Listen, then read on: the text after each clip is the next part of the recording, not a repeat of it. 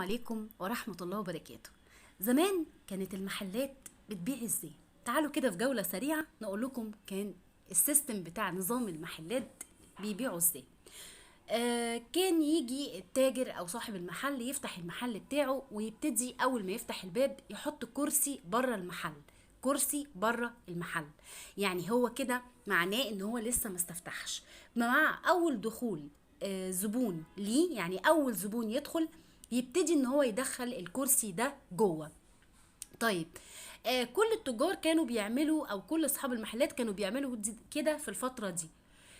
كان اي حد يخش له اول زبون يدخل الكرسي بعد منه، لو ما جالهوش زباين يفضل الكرسي موجود زي ما هو. طب كانوا بيعملوا الحركة دي ليه؟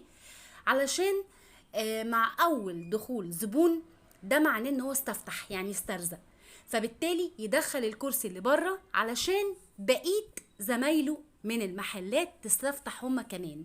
يعني لما يجيله مثلا زبون ويدخل يشتري منه فيبتدي ان هو يدخل الكرسي عشان يعرف بقية التجار ان هو كده استفتح. طب نفترض ان في حد راح له وعاوز منه منتج وعنده زبون هو او جاله زبون، عارفين يرد عليه يقول له ايه؟